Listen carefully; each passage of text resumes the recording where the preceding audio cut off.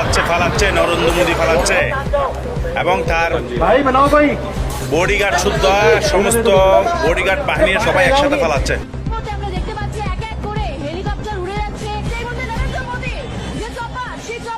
ভারতের প্রধানমন্ত্রী নরেন্দ্র মোদী দেশ ছেড়ে পালিয়েছেন। আসসালামু আলাইকুম ভিউয়ার্স, দেশ ও দেশের বাহির থেকে যারা আমার ভিডিওটি প্লে করেছেন জানাচ্ছি আন্তরিক শুভেচ্ছা অভিনন্দন। আশা করি সবাই ভালো আছেন, সুস্থ আছেন আলহামদুলিল্লাহ। তো ভিউয়ার্স, বাংলাদেশ, নেপাল, শ্রীলঙ্কার পরেও এবার আমাদের প্রতিবেশী দেশ ভারতেও চলছে এক অভ্যুত্থানের সুগন্ধ। এই ঝড়ো বাতাসে যে কোনো সময় নরেন্দ্র মোদীর গদি একেবারেই উড়িয়ে যেতে পারে। দর্শক, গোপন সূত্রে জানা যাচ্ছে রয়টার্স থেকে যে কোনো মুহূর্তে ভারত ছেড়ে ল্যান্ড করতে পারেন ইসরায়েলের নরেন্দ্র মোদী। শুধু তাই নয়, সাথে কি শেখ হাসিনাও যাবে, এটা নিয়ে এখন নানান ধরনের আলোচনা তৈরি হয়েছে। দর্শক, ককরোচ জনতা পার্টির রাহুল গান্ধী ও কংগ্রেস থেকে সরাসরি হুঙ্কার দেওয়া হয়েছে শিক্ষামন্ত্রীর পদত্যাগের পর যে নরেন্দ্র মোদীর পদত্যাগবিহীন এই আন্দোলন থামবে না, রাজপথে আরও জোরালো হতে যাচ্ছে ভারতীয় আন্দোলন। দর্শক, আমরা বিস্তারিত আপডেট জানবো যে ইসরায়েলেই কেন যাচ্ছেন নরেন্দ্র মোদী। সো ভিডিওতে যাওয়ার আগে ছোট রিকোয়েস্ট করবো, যারা চ্যানেলটি সাবস্ক্রাইব করেননি সকল আপডেট সবার আগে জানতে অবশ্যই চ্যানেলটি সাবস্ক্রাইব করে পাশে রাখবেন। দর্শক, আসুন স্ক্রিনে। ফালাচ্ছে নরেন্দ্র মোদী ফালাচ্ছে এবং তার বডিগার্ড শুদ্ধ সমস্ত বডিগার্ড বাহিনীর সবাই একসাথে ফালাচ্ছে।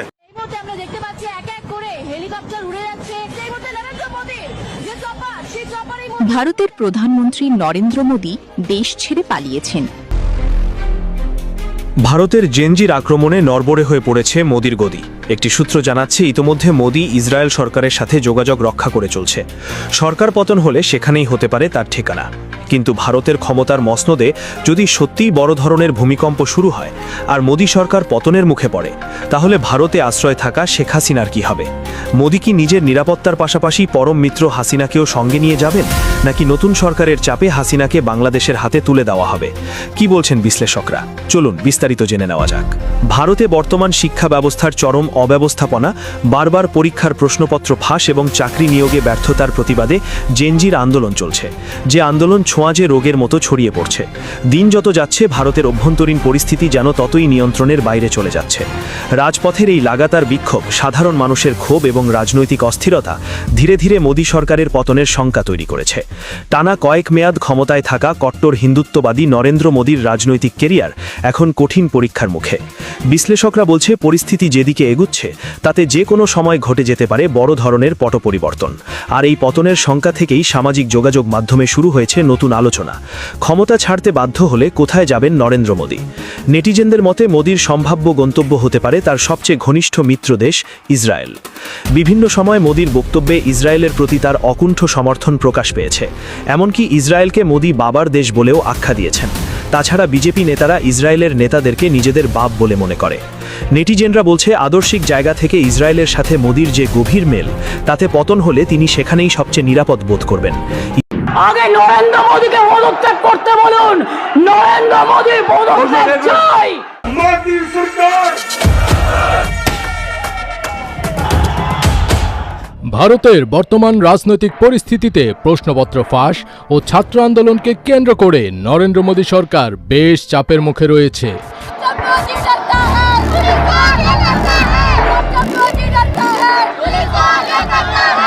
কেউ কেউ বলছেন এই আন্দোলনের ধাক্কায় ভাঙতে পারে মোদীর শক্তপোক্ত মসনদ।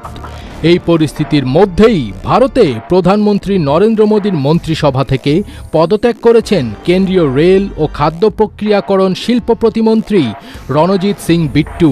জানিয়ে বেশ তোলপাড় চলছে রাজনৈতিক অঙ্গনে। এদিকে ভারতের শিক্ষামন্ত্রী ধর্মেন্দ্রর পদত্যাগ ও শিক্ষা ব্যবস্থা সংস্কারের দাবিতে ককরোচ জনতা পার্টির দিল্লির যন্তর মন্তরে চলা বিক্ষোভে সোমবার ২৭ জুলাই যোগ দিতে পারেন পশ্চিমবঙ্গের সাবেক মুখ্যমন্ত্রী মমতা বন্দ্যোপাধ্যায়। আগে নরেন্দ্র মোদীকে পদত্যাগ করতে বলুন। নরেন্দ্র মোদী পদত্যাগ চাই। বিষয়টি সম্পর্কে অবগত একাধিক সূত্র এ তথ্য নিশ্চিত করেছে। সূত্রগুলোর মতে আন্দোলনে অংশ নেওয়া শিক্ষার্থীদের প্রতি সংহতি জানাতেই মমতা বন্দ্যোপাধ্যায় বিক্ষোভস্থলে যাবেন। নাম প্রকাশে অনিচ্ছুক তৃণমূলের এক জ্যেষ্ঠ নেতা বলেন, সোমবার দিল্লিতে সিজেপির আন্দোলনে যোগ দেবেন মমতা। এদিকে সামাজিক যোগাযোগ মাধ্যম এক্সে মমতা লিখেছেন, শুরু থেকেই আমি শিক্ষার্থীদের এবং তাদের আন্দোলনের পাশে দৃঢ়ভাবে দাঁড়িয়েছি। তাদের এই লড়াই শুধু নিট কেলেঙ্কারিতে ন্যায় বিচারের জন্য নয়, বরং দেশের প্রতিটি তরুণের ভবিষ্যৎ রক্ষার লড়াই।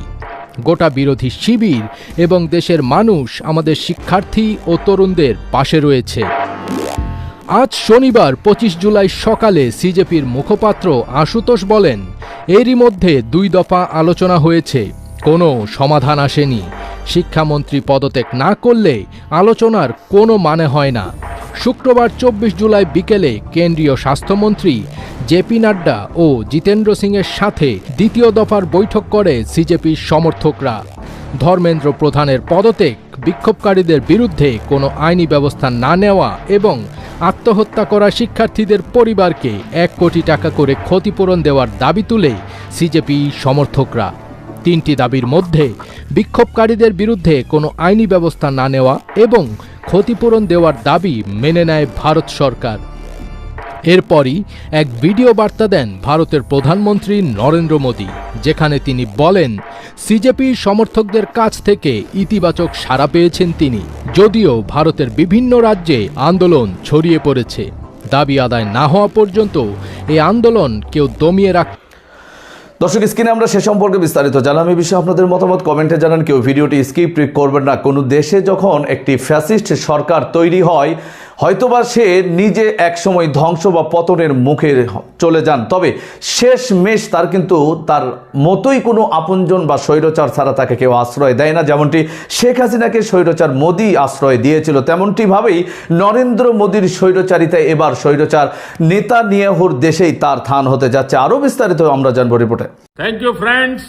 একদিকে প্রধানমন্ত্রী নরেন্দ্র মোদী জেনজি তরুণদের ধন্যবাদ জানাচ্ছেন, অন্যদিকে সেই জেনজিরাই সরকারকে দিয়েছে 48 ঘন্টার আলটিমেটাম। সোশ্যাল মিডিয়ায় রেকর্ড ভাঙছে মোদীর ভিডিও, আর রাজপথে আরও বিস্তৃত হচ্ছে ভারতের সাম্প্রতিক সময়ের সবচেয়ে বড় ছাত্র আন্দোলন। সরকার ক্ষতিপূরণ দিতে রাজি, সংস্কারের আশ্বাসও দিচ্ছে, কিন্তু আন্দোলনের মূল দাবি একটাই, শিক্ষামন্ত্রী ধর্মেন্দ্র প্রধানের পদত্যাগ। আর সেই দাবিতে এক চুলও নড়েনি সিজেপি। গত বৃহস্পতিবার মধ্যরাতে প্রথম ভিডিও বার্তা প্রকাশ করেছিলেন প্রধানমন্ত্রী নরেন্দ্র মোদী। এর ঠিক একদিন পর শুক্রবার রাত 11টার দিকে ইনস্টাগ্রামে পোস্ট করেন আরও একটি 40 সেকেন্ডের রিল। সেখানে তিনি আগের ভিডিওতে ইতিবাচক সাড়া এবং বিভিন্ন পরামর্শ দেওয়ার জন্য জেনজি তরুণদের ধন্যবাদ জানান। मेरे जो वीडियो पोस्ट किया था उसको जिस प्रकार से आपने रिस्पॉन्ड किया, सकारात्मक सुझाव दिए, थैंक्स टू एवरीबॉडी। কিন্তু বিরোধীদের প্রশ্ন একটাই যে আন্দোলনকে ঘিরে গোটা দেশ উত্তাল। সেই আন্দোলনের সবচেয়ে বড় দাবি শিক্ষামন্ত্রীর পদত্যাগ নিয়ে একটি শব্দও বলেননি প্রধানমন্ত্রী। কংগ্রেস নেতা রাহুল গান্ধী একে আই ওয়াশ ও সস্তা নাটক বলেও মন্তব্য করেছেন।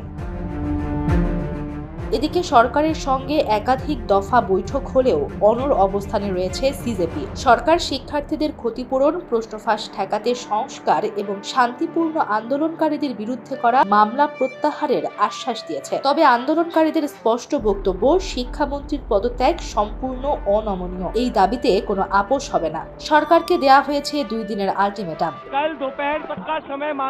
কেন্দ্রীয় সরকারের অভ্যন্তরীণ সূত্র বলছে, সিজেপির কয়েকটি সংস্কার প্রস্তাব মেনে নেয়ার বিষয়ে আলোচনা হলেও শিক্ষামন্ত্রী ধর্মেন্দ্র প্রধানকে সরানোর কোনো সিদ্ধান্ত নেই। সরকারের এই অবস্থানের কারণেই শনিবার বিকেলের পর আন্দোলন আরো তীব্র হতে পারে বলে আশঙ্কা করা হচ্ছে। সিজেপি ইতোমধ্যেই ইঙ্গিত দিয়েছে, দাবি না মানা হলে আরো বড় কর্মসূচি ঘোষণা করা হবে।